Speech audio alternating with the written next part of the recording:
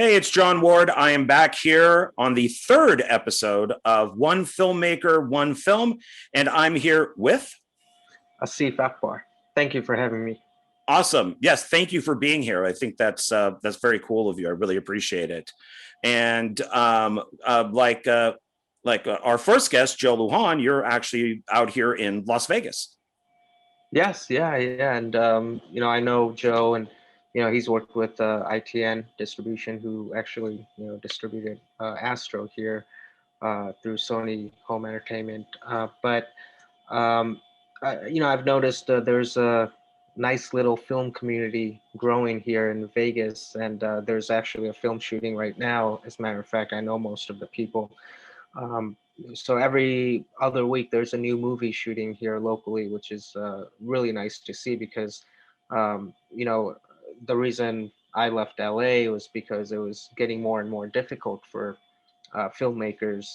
And to be here out in Vegas, only 4 hours away, you have pretty much the best of both worlds. So I Oh think, yeah. within the next few years, we're going to definitely see this to be like a new mini Hollywood. Vegas is already the entertainment capital of the world. So it just makes sense. So good people here. So I'm glad to meet you as well. No, thank you. I'm glad to meet you too, because this is our first time speaking. So Right. it's for this film, right? Let's see if I can get it on there. Astro, this film right here. Yes. So Yeah, there you go. he's got his copy It's too. going down memory lane. It's been a few years. Well, okay. Well, then let's talk about that. So how and be as detailed as you want. That's fine. So these tend to run long, so that's fine. You don't have to kind of be shy on your answers. So just whatever you want to talk about is fine. So how and when did you come up with the idea for this film, Astro?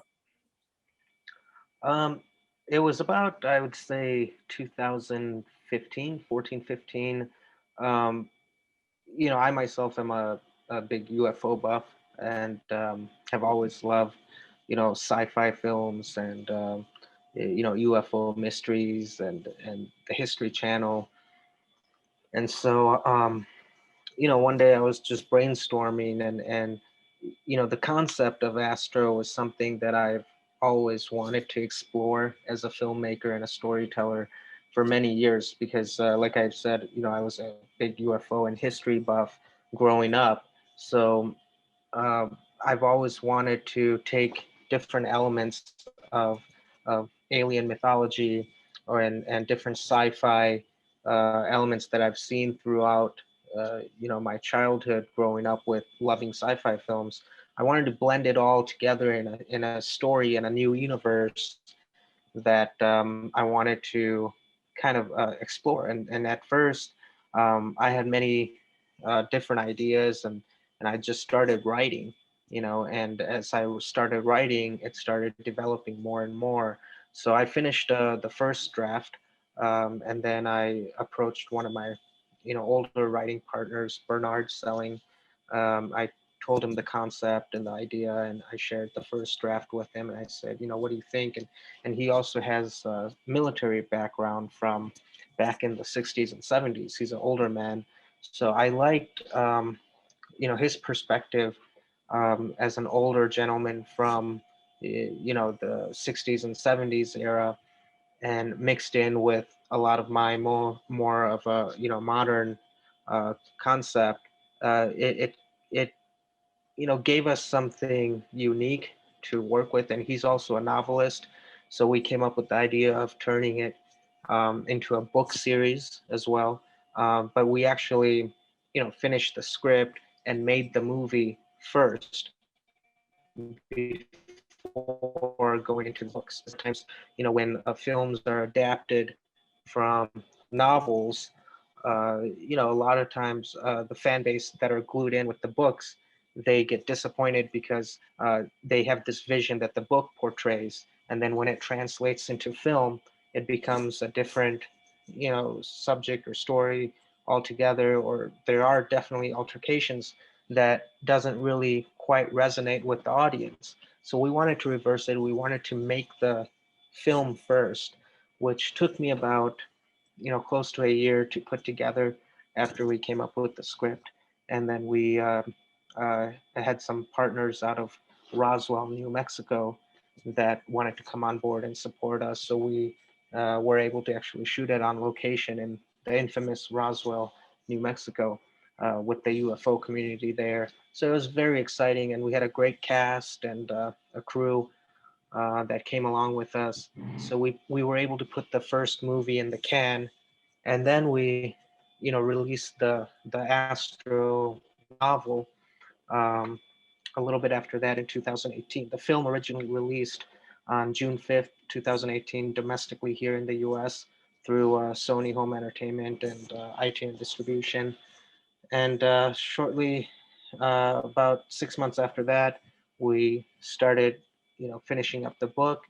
And then I believe within a year we had the book out, which also extends onto more of the story than what the film gives you. In less than 2 hours, we were able to cram in as much as we could of the story, but then we explored more of it in the book. The book continues on where the story also leaves in the movie.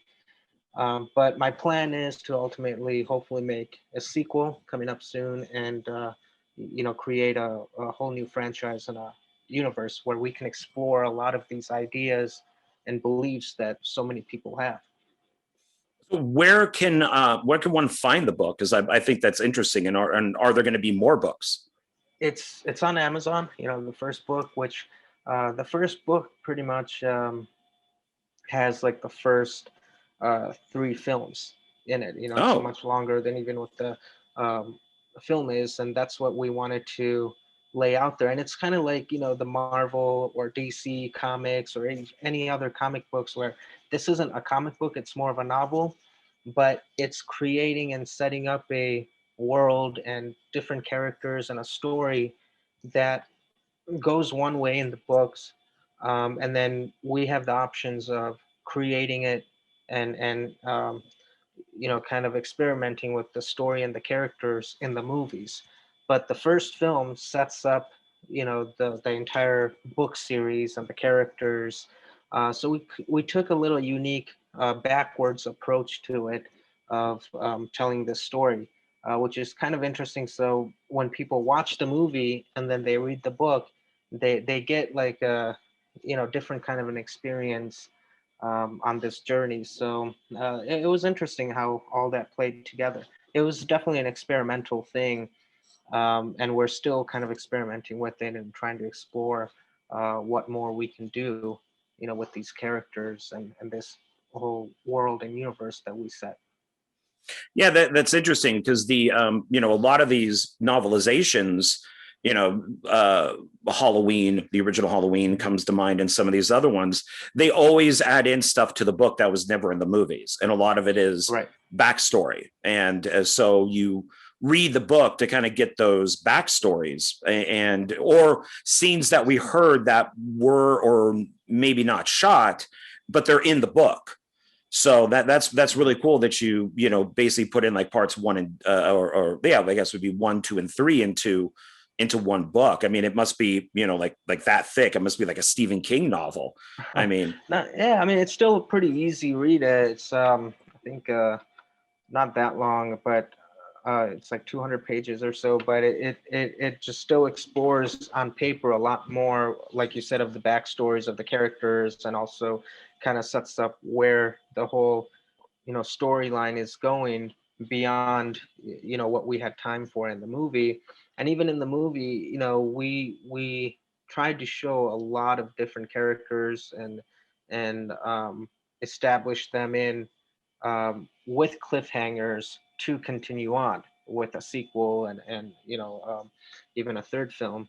But unfortunately, I also had some budget constraints for what I really wanted to do, and it also ended up becoming a very high VFX heavy film that I didn't anticipate on originally, because I wanted to also have like an 80s and 90s throwback feel to it, um, and then kind of evolve throughout the films, kind of how the first Terminator was to Terminator 2.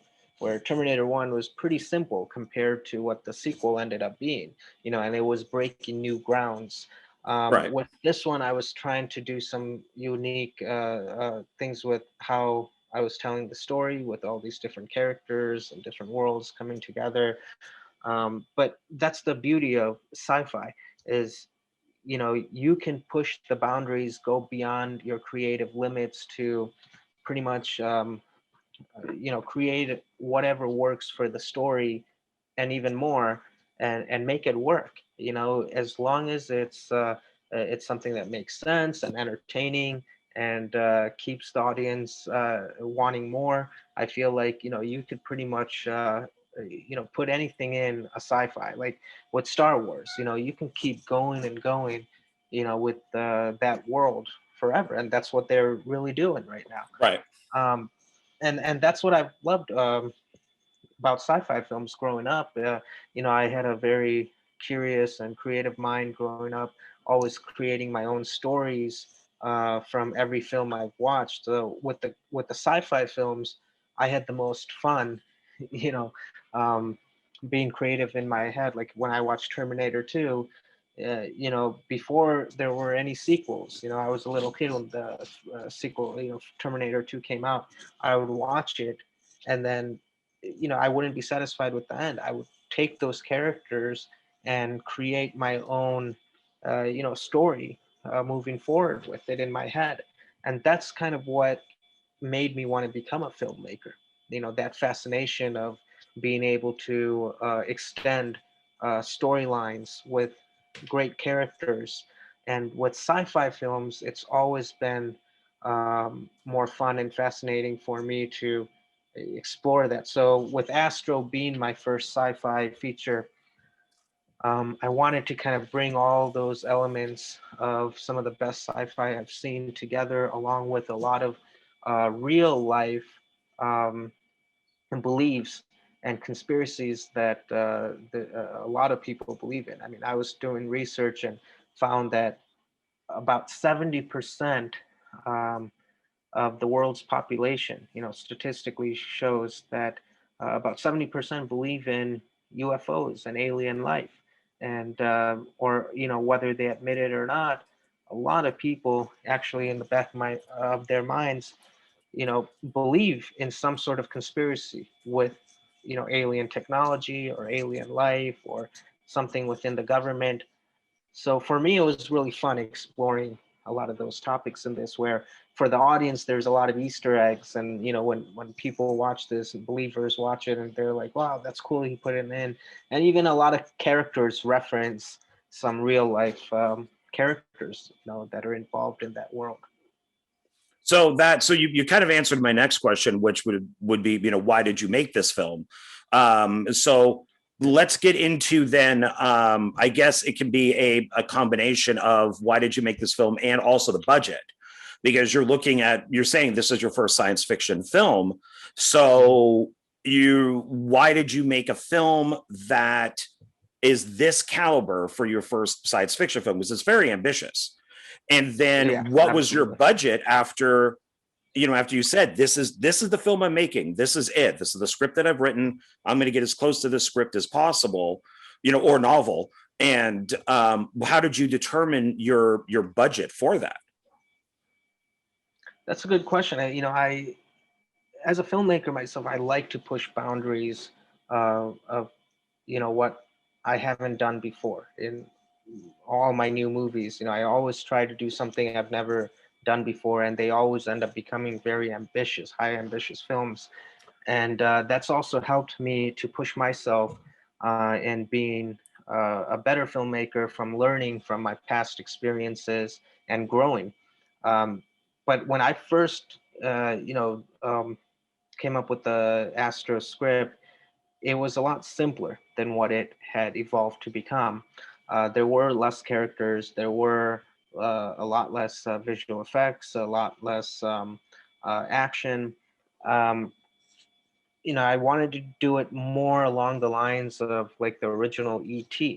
And as I started putting the film together and packaging it, and um, listening to different distributors and going with what the current market had to do. Even though it was an artistic film for me as a filmmaker and director, I had to think about also what made sense business wise, because it was, um, I mean, it wasn't a micro budget film. It was still, I mean, the budget was still around a little under 500,000, where we didn't have too much room to make many mistakes. And with this, as it kept evolving, it became bigger and bigger. And the ambitious mind that I have, I just kept saying, you know what, I'll go for it, because as long as my goal is to get an A+, even if I end up with a A-, I can tell myself, all right, I went for it. I tried to do the best I could with what I had. And obviously in filmmaking, there's a lot of unforeseen circumstances that pop up. We, as filmmakers, I always say that we're also problem solvers. We have to always come up with solutions and have a plan A, B, and C to fall back on to keep the show going. And Astro, ended up becoming a huge, undertaking that I didn't realize until we were already in production with it. And, I have the kind of mentality and attitude where if I start something, I see it through. I always finish what I started and deliver. So at that point, there was no going back. I had to make the story work with, what we had to work with on the field as we were shooting. And one of my styles in directing is being able to shoot to edit, because I also have an editing background and cinematography background, and I've also been an actor, so I understand what each department have to go through to adapt and change on the spot to make the whole story work and connect. So as we were shooting the film, we were coming across many constraints with even the budget, going higher and higher, going over budget. But then how do we edit out certain scenes and certain parts of the movie or the story and the script to still make it work and complete the film? So I ended up actually shooting the film at the end of the day for 12 days, where originally our schedule was for about 20 days, 21 days. And I had to Oh, condense it all, cramp it up into yeah, this that's a new huge formula. difference. Yeah, yeah. I mean, almost half, you know, half the time. Um, but that was one of those things where, I had to compromise um, certain things and sacrifice my original ideas to be able to at least finish the film and give it life.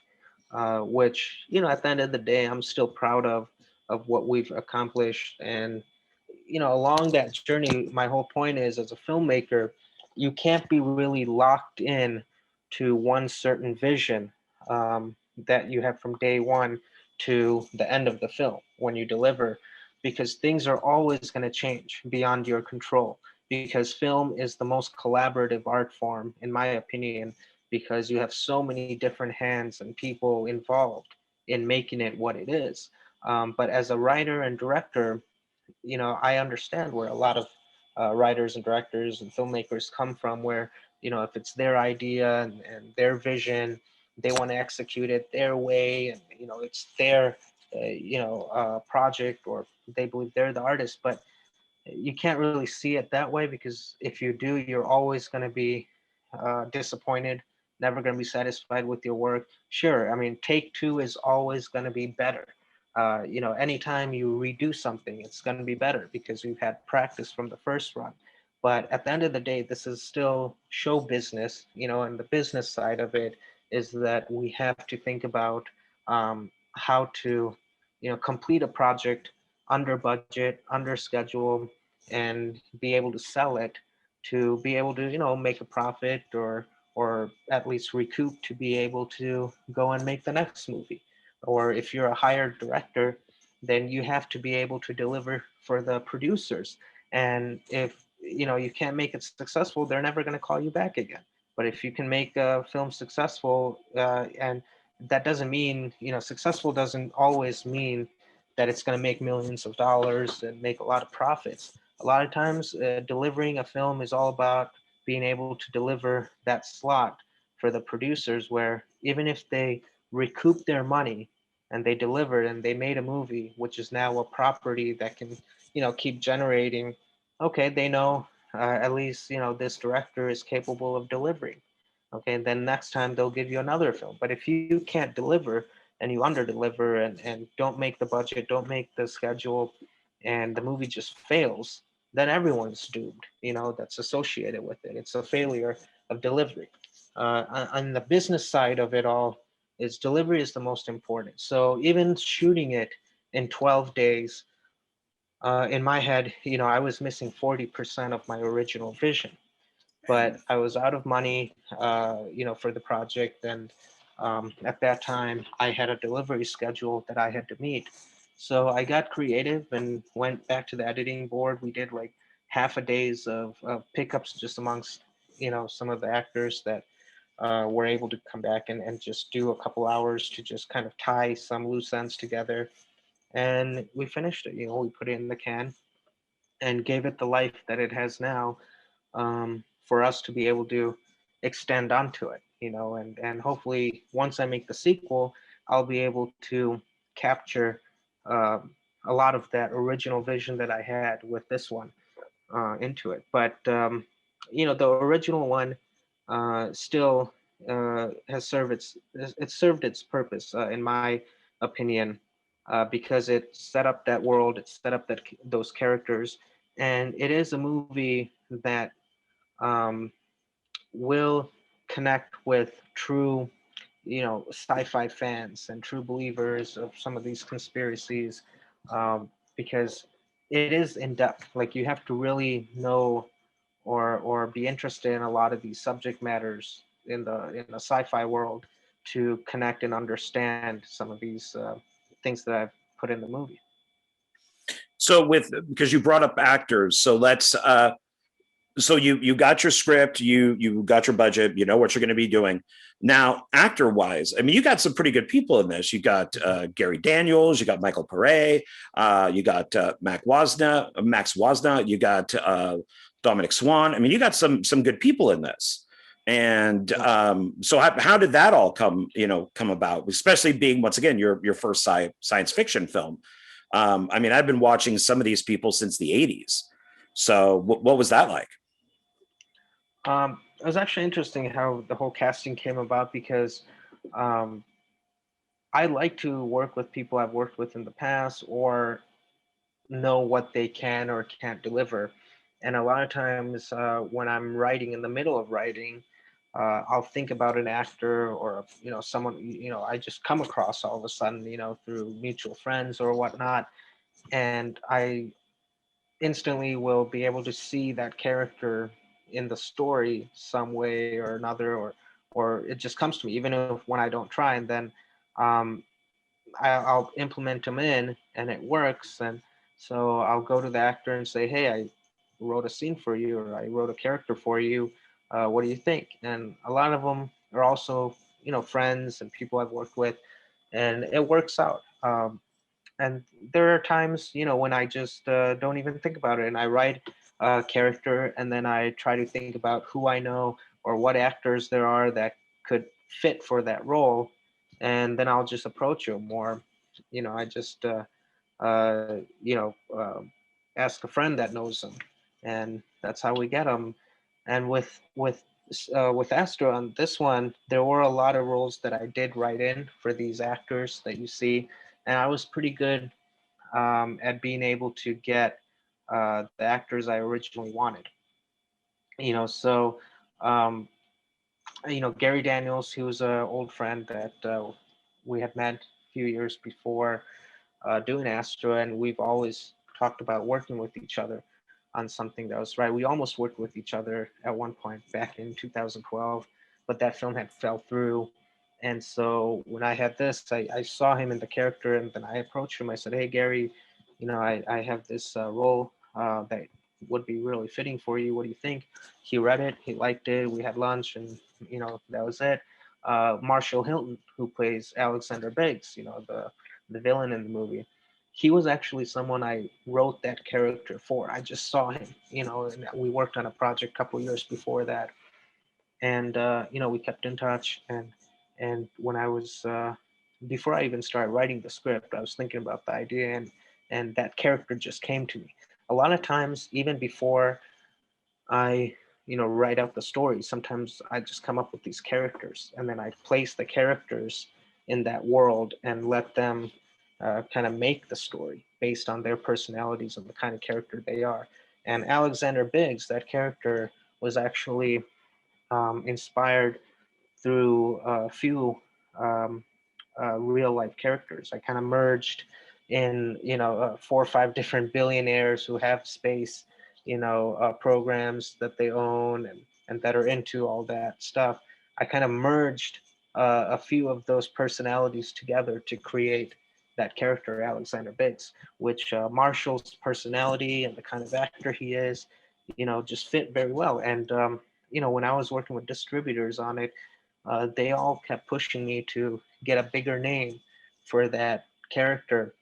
And I've had all kinds of names thrown at me saying, "Oh, if you get this guy in here, we'll give you more money." But, originally I've always saw Marshall in it. So I even told him, "Look, this role's for you." And I stuck with it. And, he was Alexander Biggs. Even to this day, and whenever we talk, I call him Biggs, So it was very important for me to stick to the cast that I had envisioned, that had connected with it, and was on board from day one to keep them there. Okay, cool. And so that kind of leads into pre-production time. So you got the script, you got your budget, you got your actors. Now, what about pre-production time? How much time did you put into this film for pre-production? The pre-production was interesting also because originally I wanted to shoot it in California, and that's what I was planning for and getting things ready for it. And then all of a sudden in 2016, May of 2016, I went to Roswell, New Mexico for a film festival, the Roswell Film Festival over there, where one of my films that I had produced that year was was playing at, and they actually premiered at the Roswell Film Festival. So when I went out there with my wife at the festival, the people there were very, and the town, nice little, and it's somewhere I've always wanted to be at, also because of my whole UFO um,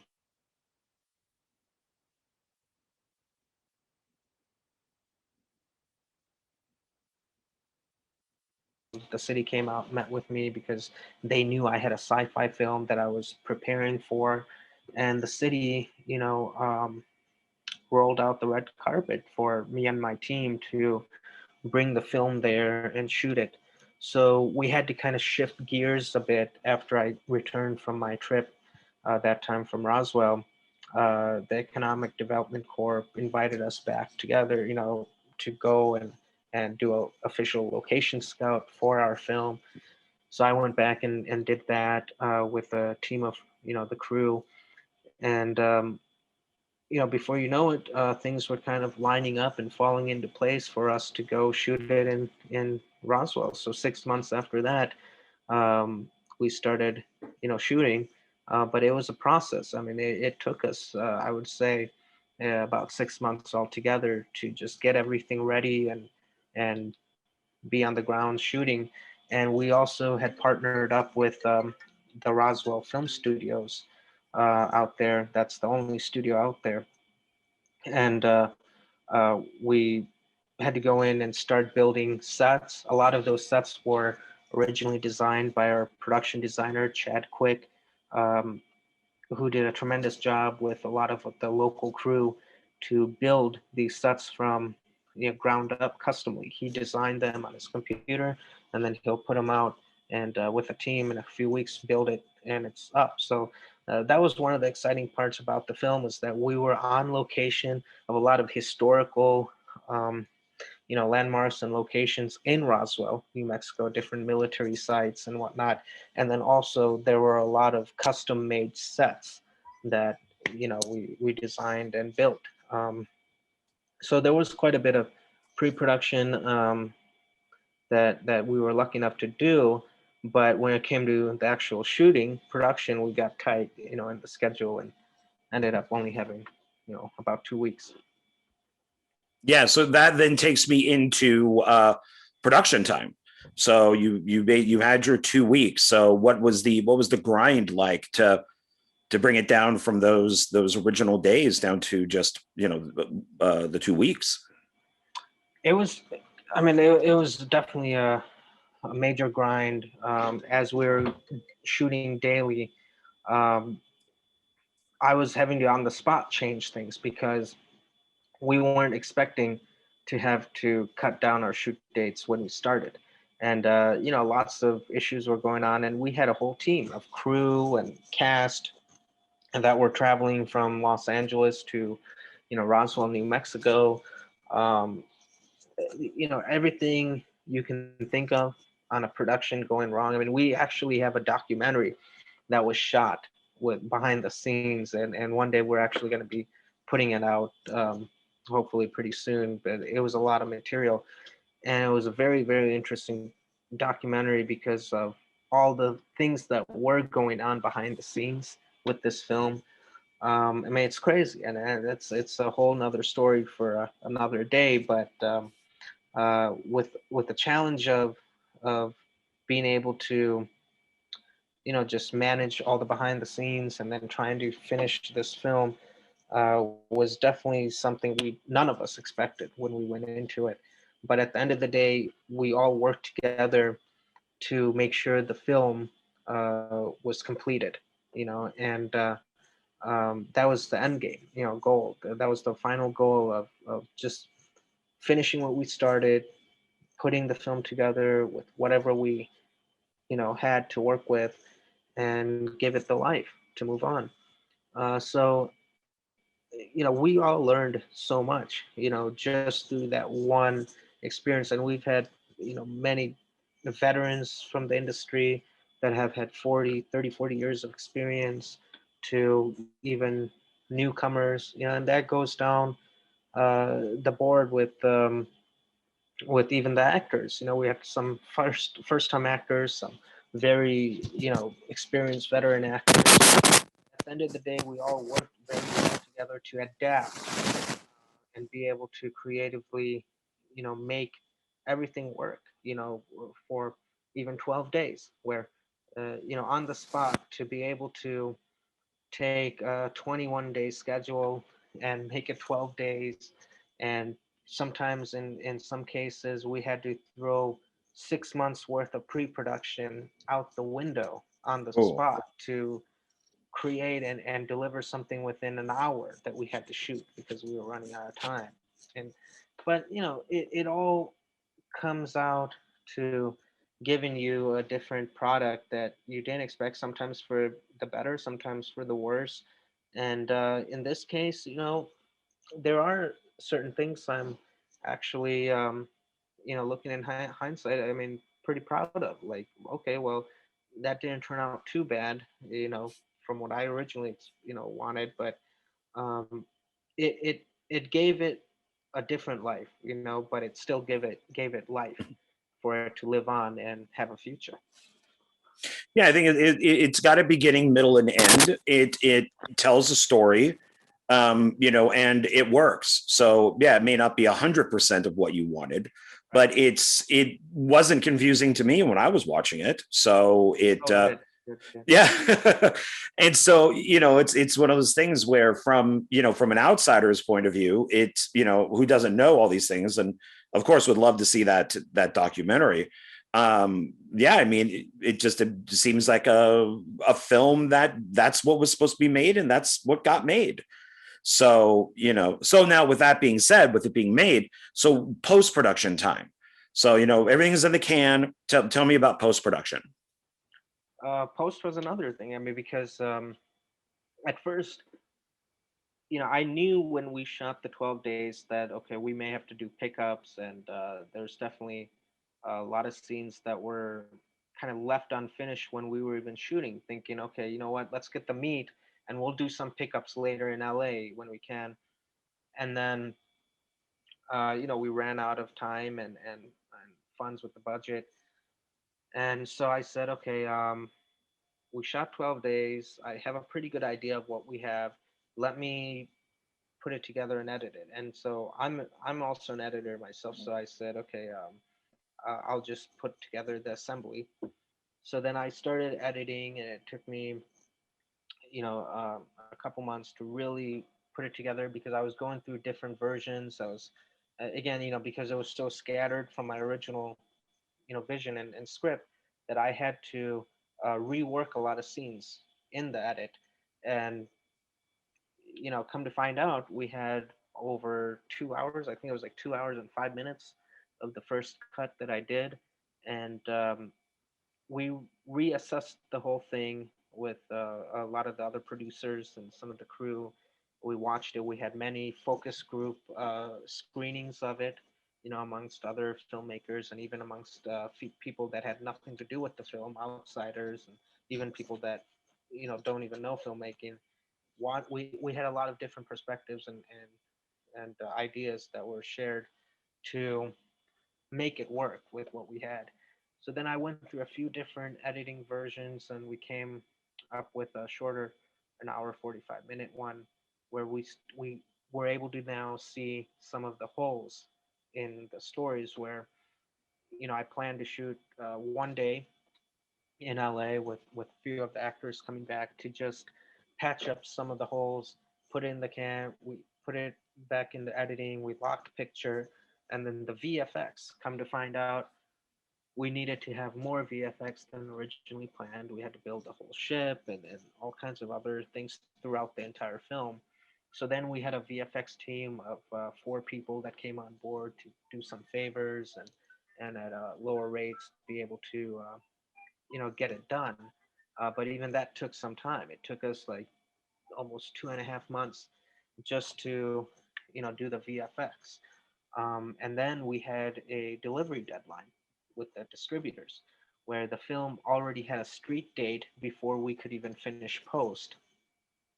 So I had to, you know, sacrifice again um, certain things that I originally wanted to be able to finish on time and deliver. And before you know it, the movie was out. I wasn't even told of when the trailers or the posters or the movie would come out, which normally happens when you get bigger studio distribution deals, and sometimes it's on their time. But with the limitations of the time that I had, uh, we did the best we could with the team we had.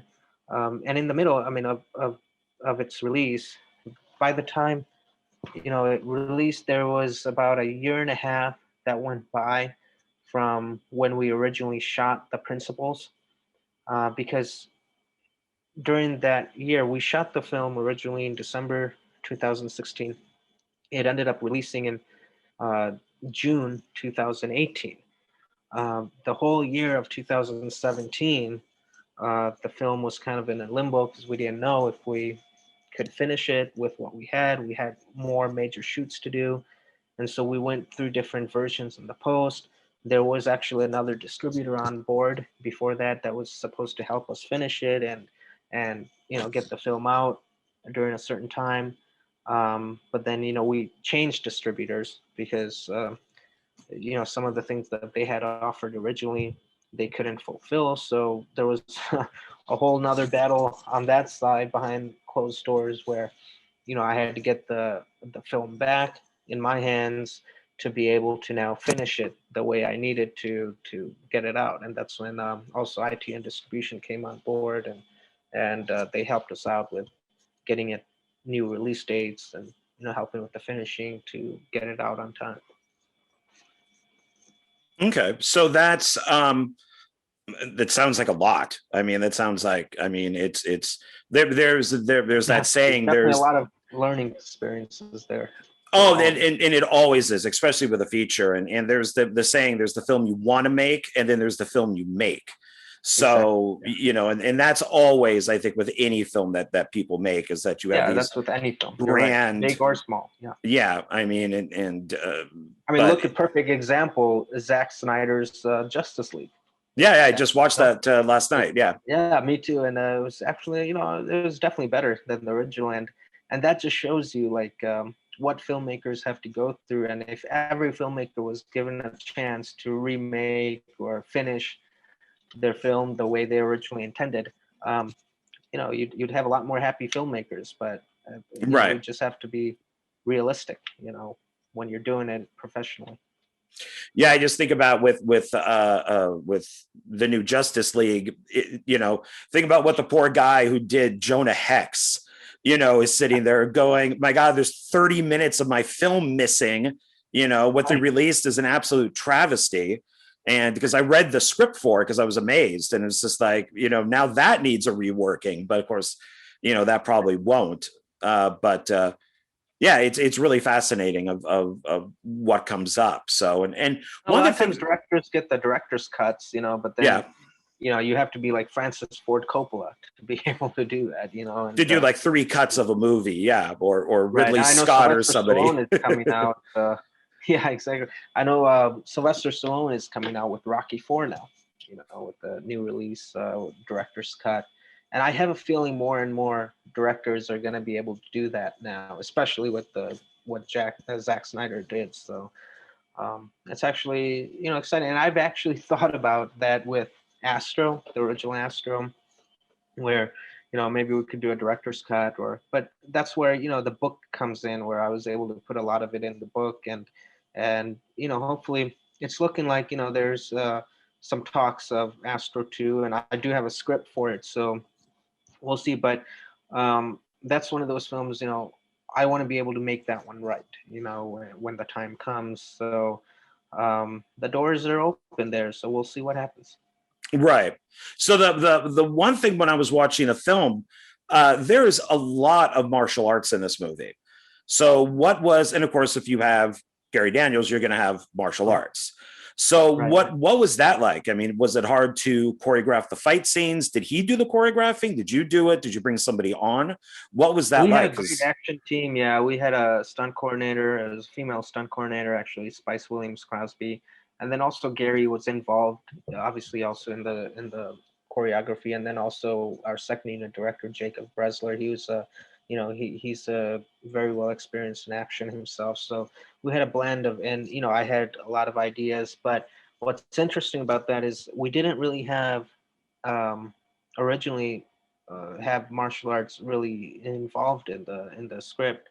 It was after Gary came on board, and it was one of those things mutually we agreed on, that to satisfy his fans, his character, also with the background he had, would know martial arts. And in his case, when he was fighting in hand-to-hand combat, it made sense to implement it in. So we put it in as much as we could. It wasn't actually meant to be a full-on action film or a martial arts film. So you'll see, limited scenes with them in, but they're still in there. And that's where I like to blend a lot of my films with subgenres, where, yeah, it's a sci-fi film, but then there's also martial arts in it, and action and drama and, suspense, to where it's not just consistently a martial arts film from, the beginning to end. It's when it makes sense for it to be in there. And interesting enough, Gary Daniels, out of all the films he's had in his great career of being a martial arts action star, he was actually nominated, and then he won uh, the best male action star award that year for action on film Oh, festival. nice. That was the only award he had. Excuse me. And so, I guess it worked.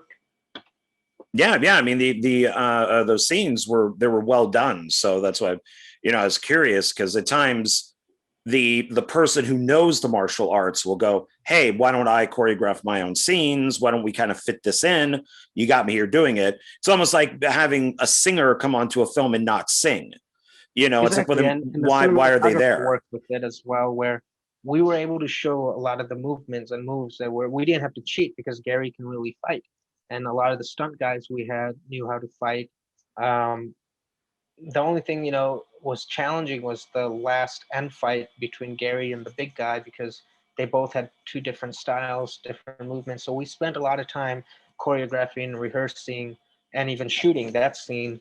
But even the fight scene you see outside of the house in the middle of the night, in the backyard, with the three guys that Gary fights, that was put together in within an hour. We just on the spot choreographed it, shot it, and we moved on. And we actually came up with that scene just to be able to add in some more hand-to-hand combat.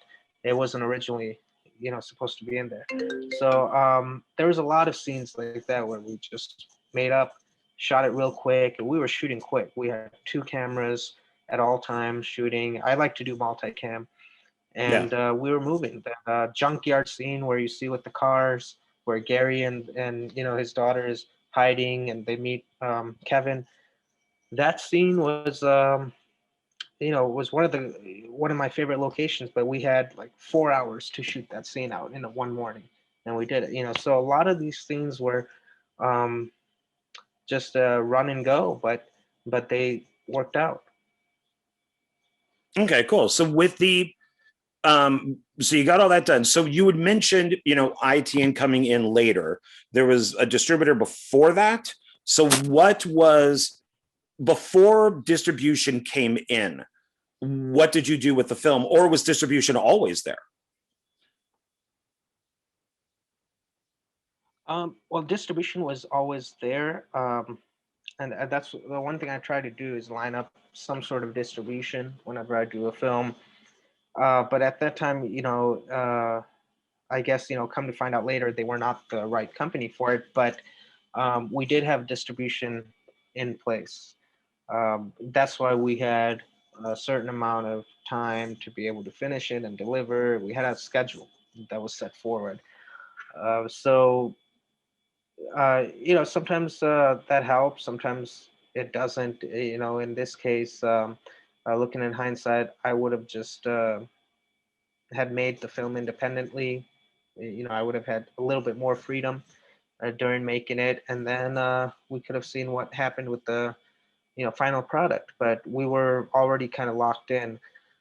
But moving forward, it's a different ball game now. So I'll be a little bit more cautious on who's involved and who we have behind it from day one. So that's good because that leads me into ITN. So when did they come in? How did you find them as distribution? I've worked with them before. I've known a lot of people, like mutual friends that had worked with them. Um, I actually had one of my films, one of my first films earlier on in my career in 2007.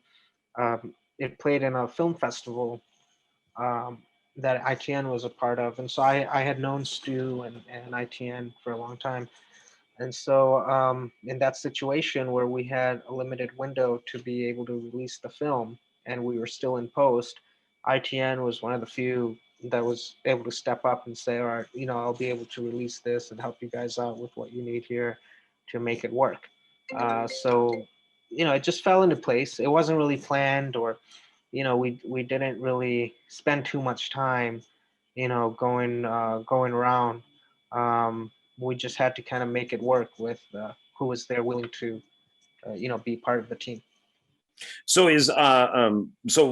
my next question would then be, what is happening with the film now? So it's still with ITN. Yes, yeah, it's still with ITN for domestic and worldwide, and they're doing other sales. It's actually still going out for sales, and it's on multiple platforms here and around the world. And even new. I mean, I know they're still selling it. It's still fresh in some of the other foreign territories. I heard it's doing pretty well in India. So Yeah. it's starting to go around. And hopefully, it catches up with a cult following. And so since the release of Astro, what has happened to your career? Have you seen like a boom, like a jump from that film, or is it just, move on to the next project type of thing? Um, it's been kind of a little bit of both, but I've also learned so much from Astro, where I've been able to um, kind of pre-assess a lot of projects and pick and choose on what I want to do in each circumstance. I don't always direct, even though directing is my primary career. I also produce. I've had a lot of producing gigs, obviously directing as well, but I try to be very versatile in my projects. So just because I did a sci-fi film doesn't mean I'm just going to go do another sci-fi film. I actually haven't done another sci-fi film since Astro. I've been doing horror, action, drama, um, all kinds of other stuff. But um, I try not to get boxed in to one category. So with being versatile and having different options, I've been able to pick and choose what I want to do, and I've been lucky enough to be able to work with some great actors and bigger producers along the way, and just building my experience up to the point where obviously um, I've grown since Astro. It's been what, like 4 years now since about going on 4 years since we shot Astro, and I'm ready to hopefully make Astro 2 in another year or so, and the audience can see the difference, because I always try to learn. Like I said before, I always take every film as a big learning experience. I've been through film school. I have a bachelor's degree in film and television productions, but I still learn more than I've ever had in film school sitting in a classroom. I learn more by practically doing it, by being on Mm-hmm. set, by going through these experiences, and it's all about problem solving. Like I was saying earlier, the more experience you have of being able to solve each problem, the easier it's going to get. But then there's always going to be new lessons to learn and pick up, and so you got to just utilize those as tools, put them in your back pocket, and move on. So I've kind of just moved on with other stories and other projects where those fell into place, and timing is everything. And another thing I've learned from doing Astro is, because Astro was such a long journey for me, with so many unforeseen circumstances coming in the way, I've learned to not also dwell on one project or one story for too long, because as a filmmaker and a creative artist, that could eat you alive inside. Even for script writers, I always tell writers that don't just dwell on one idea and story and script for months. Once you can get it on paper and give it some life, move on to it, because you can't spend too much time perfecting it. Because Right. take two is always going to be better, rewriting is always going to be better, but you don't really know what perfect is for that project until it has some sort of a solid backup to it. Like if a producer comes to you and says, all right, I like that story, but can you change it this way and I'll make it into a film. Now you have something real attached to it, a solid potential that you can go back to and make the script for what you need to make it for. But if you try to keep spending months and months um, doing, trying to make it perfect, then you're going to waste so much time that you could have put to making three other scripts. And when you have options of different scripts, your chances of being able to sell that script or make that movie goes up that much more. So you have to be ready with multiple different ideas and projects in the pipeline, to move it forward when the time comes. In just the past year during the pandemic, I've had 3 films that reshuffled, and the ones that I never thought would get made got made first. And so it's very interesting how the timing in this industry works, but you just have to always be prepared for it. Right. Yeah. Yeah. That's completely true. And I've known people who will go up to like draft 20 of a script, and I don't understand that. At some point you just have to say, this is it. The script is done. We're going to go shoot it. Right, right. And it's just kind of like a waste of time, because who knows, maybe draft 10 would have been happy, producer would have been happy with that. So Exactly. Yeah. Yeah. it just doesn't, got to sneeze, but it's coming up. Oh, excuse me. Bless Thank you. So are you, because you had mentioned before, of course, that making a film, it's teamwork. So do you like working more independently, or do you like working with others? What's more of your take on that, especially after making Astro? No, I definitely like to work with others. I love collaborating with different artists, but it has to be the right people, and I found my team that I love working with. Um, like I said before, it's not a one-man job, and people that try to make it a one-man job, it makes many mistakes, that um, you just shouldn't have to. I mean, just why take on that burden of trying to make a feature film, all on your own shoulders. It's not meant to be that way. So, you are only as good as the people around you. And that's something that I've also learned the hard way, to where, I have my friends, but then I also have my film family, people that I can count on, that I know that will deliver, that has my back, that can do something just as good as me or better, or, can do something that I can't do at all.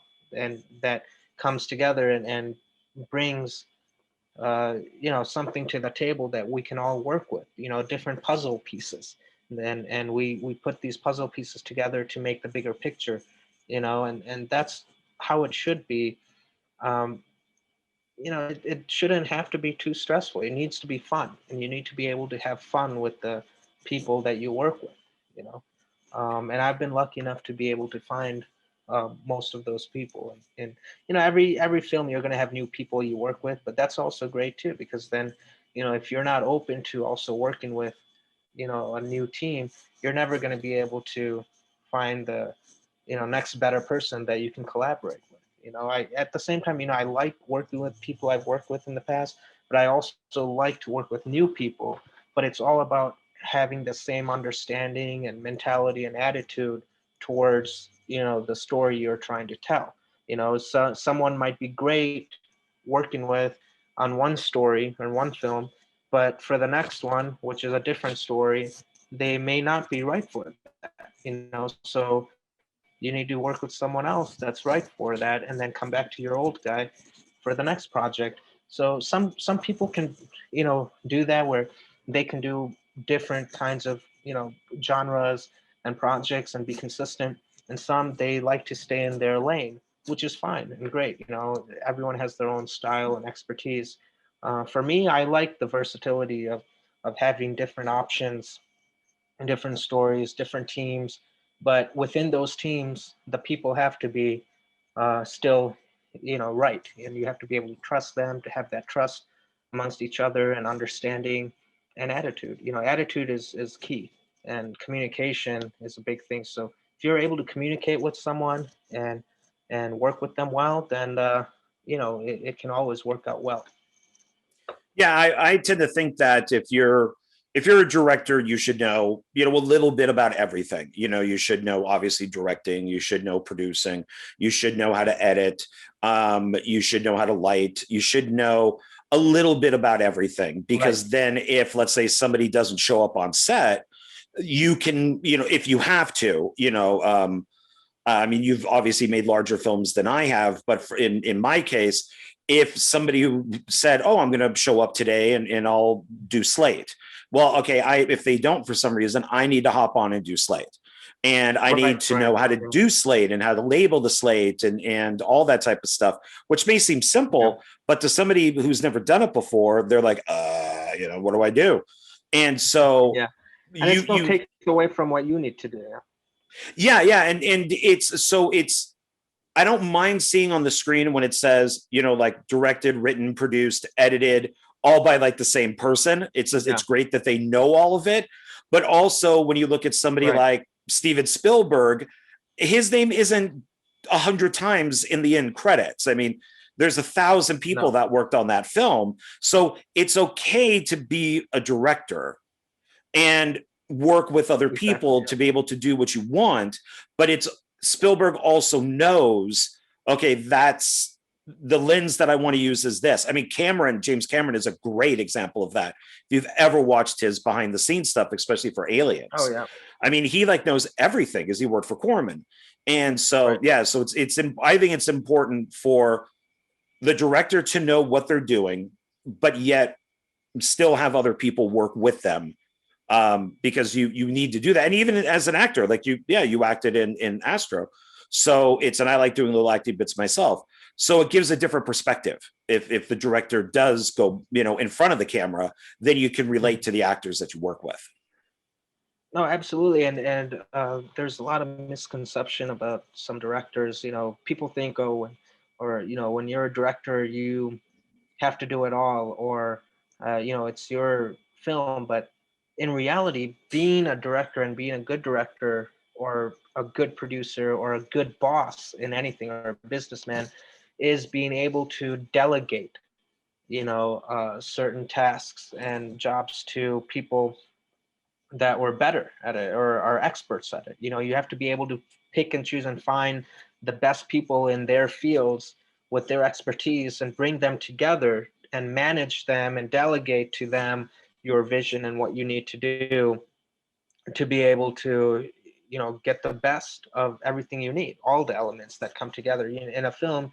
If you have a great director, but your cinematographer is not good, you're in trouble. Or if you have a great cinematographer and a great director, but your editor is not good, then you're in trouble. You can have a great team, but if you don't have a great producer, you're in trouble. Same thing goes with a production designer, costume designer, makeup artist. Your actors could be fantastic and great, Academy Award winners, but if the makeup is off, now on camera that shows up and it's unbelievable, and now you've lost the whole audience. So Right. every single department and element that comes together has to be right, and people have to be able to do their jobs.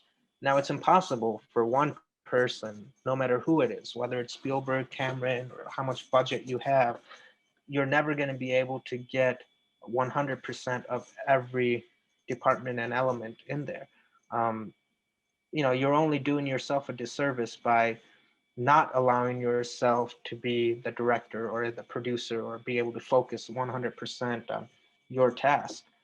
So for me, the better you can delegate to others, the better your movie's going to be. And it's a proven fact. So you'll see Steven Spielberg from his first movie on to even his most recent ones. He always finds the best people in every department and delegates. And that's something that I've also learned to do more and more, in my films as they've evolved. So I just want to point out that you've been quiet on your end. My end over here, I've had kids playing outside. I Yeah. had cats on my table, so you've probably seen the camera shake. Both of my cats. I then had the ice cream man come by, and now I have rap music playing outside. So this is what happens when you do stuff from your house. It's just Yeah, yeah. sorry But about that to anybody yeah, who's but watching. Is it's the present, because you're telling me this, I would have never known. I didn't hear it. Oh, okay. Well, that's good because I definitely can. So, Yeah. we're coming up on the last few questions, and I'm going to Mhm. combine these two together. So, Okay. describe to me a problem that happened on Astro, and then give me something good that happened on Astro. And the bad could turn into good. I mean, it could be the same thing. So, Yeah, yeah. what happened? Anything? Well, there was a lot of bad and a lot of good. I mean, a mix and balance of all, where, we would have definitely not been able to finish it if it was all bad. But if I had to pick the one bad that's still like, kind of like, whenever I think about it, I get the chills literally, is because it was so cold when we were shooting in December in Roswell, New Mexico. When we were there for location scouts, I remember, some people, local people over there were like, "Oh yeah, it never snows here, and it's winters are not too bad, but it's the desert, So we were like, okay, I'm sure it gets cold, but man, when we were there in December shooting, it got to be -5 degrees at times. And I mean, in the movie, you see people's breath when they're outside, even inside, in the science labs and stuff, because they were like warehouses where we didn't have heat, and you could see the breath in the actors, mouth coming out, and that was real. I mean, that was like -5 degrees we were shooting in. So the shooting conditions, as far as the weather goes, was pretty harsh for all of us. We had to get lots of heaters. And everyone was always in coats and layers and drinking hot tea and coffee. And people were getting sick. I mean, this was pre-COVID. If this happened during COVID, we would have been shut down just based on people getting sick and getting the cold. And Oh yeah. so that was tough. I was shooting, and like I was that since then I always try to avoid cold times to shoot, because I think back to that, and it's like, wow, that alone, the weather alone made it probably 50% harder. Oh It's like wow. it was so cold, freezing cold, and it wasn't even really snowing. Like we didn't have snow, but it was just dry cold. And at times like we had freezing cold, like -5 degrees, where things would freeze up, and it was very odd the way the weather was. But and we had a one scene where Chris Cope's character, the big scientist, gets drenched with water, and poor guy, it was one of the nights where it was like 2 a.m., -5 degrees in that warehouse, and the water we had like gallons and gallons of buckets of water that was going to drench him, and it was definitely a one taker. But the water, I remember they brought it in, they actually heated the water when they brought it in the gallons, and we had it set aside. We're getting ready for the scene, and by the time we got to do the scene, the water was freezing cold. You know, um, Oh, so not that good. that was one of the definitely bad things. A good thing was a lot of the people that came together on that film, a lot of the people that met on it, that had the opportunity to work with each other again, and the bond between the cast and crew was strong, and a lot of friendships were created, and moving forward, we had a good time, but um, that was one thing, the having some of the right people on board, and that really made the project what it is. And at the end of the day, I believe we're all proud of it, because we were all able to take something positive from that experience, even after all the harsh realities we had to face, and experiences we had to go through. At the end of the day, I believe every single person was able to take something positive, even if it was one thing from the film. That's great. That's good. So you'd mentioned Astro 2. So yeah, the film ends on a cliffhanger. So, and you have Astro 2 written. What are the chances? What is that? Because it's even on IMDb. I see that it's that it's mentioned that Yeah. there's a possible sequel. What's the chances? Well, we do have a script and then the story, and we know what route we want to take. It's just a matter of time. Like I said, everything is due to perfect timing, and that's something I've learned to come to accept, and I've been very patient with. And we'll see. But yeah, there is definitely a script. It's just all about the timing of bringing all the elements together, and even actors, and there's going to be some new actors in it and old, all coming together. So it's going to be when the timing is right with the universe, which hopefully will be pretty soon. Maybe within the next year. Oh, okay, good. And where can the film be watched and purchased? Because I would like to add a link down below to where people can watch it or purchase it. Well, right now it's available in many places. Amazon, Tubi TV. I think on Crackle, Voodoo. I mean, most of all the VOD platforms here and domestically in the States. I know a lot of foreign countries have it all over VOD, and DVDs are out in the UK, in the US here. So it's actually quite available everywhere. I mean, even for free, if someone wants to watch it on their phone on Tubi TV or Crackle, you got to watch some commercials, but you can watch it. So it's very widely available actually.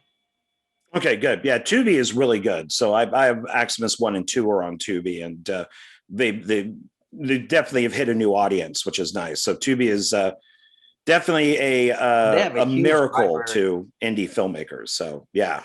Oh Yeah, yeah, it's and they huge. Yeah. actually have the biggest library. I think way more than Netflix and Hulu and all these other platforms. Like, they have like last I checked was like a year ago. They had like 25,000 plus titles, which is you could find almost any classics on Tubi. Yeah, yeah, that's true. So last two questions. How do you stay organized? How do you like to prioritize tasks?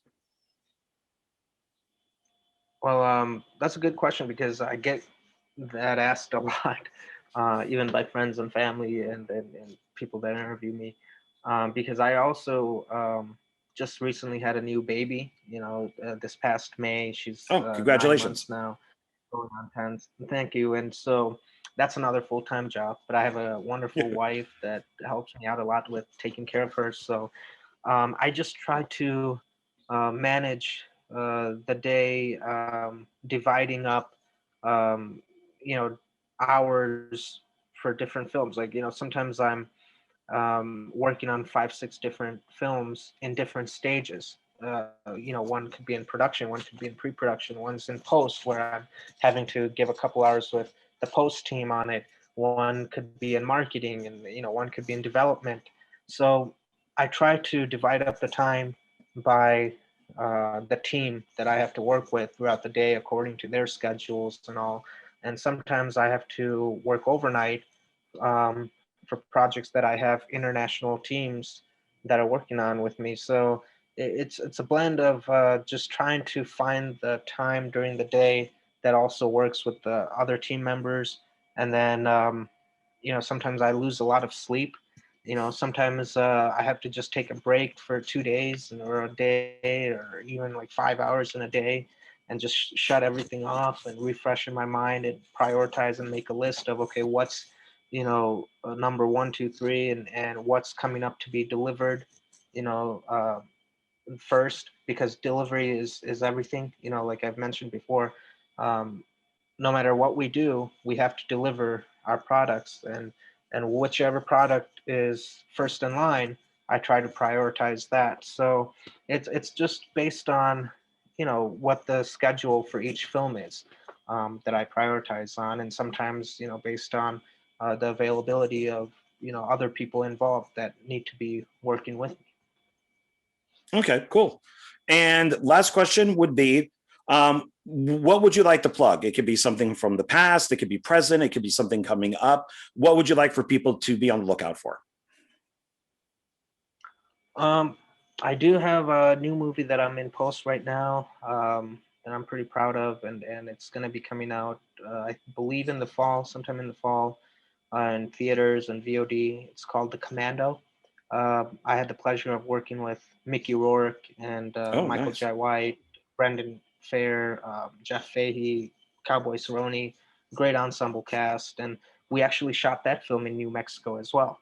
So I've made quite a few films in between Astro and Commando, which is my recent film. But Commando was the first time I went back to New Mexico since Astro. Um, we shot in Albuquerque, New Mexico, and actually some people that worked on Astro worked on it as well. So it was a really fun project. And again, that was another film we actually shot out in 11 days, less time than Astro, but that was planned. That one was we actually um, plan to use this new formula of shooting less days more effectively, with being able to shoot on 3, 4 different cameras, 2 units, and just a wonderful team. But it worked out great, and I'm excited for people to see it. Great, perfect. All right. Well, that's yeah, I look forward to seeing that too. So yeah, Mickey Rourke. I mean, that's pretty nice. So Yeah, been a yeah, and fan of I have another his film with Mickey coming since Fade to Black. That's how long I've known of Mickey Rourke, is that original movie back in the 80s, like 82, I think, Fade to Black, where he gets killed. up. Right. So yeah, great. Well, that's it. Then that wraps up episode 3.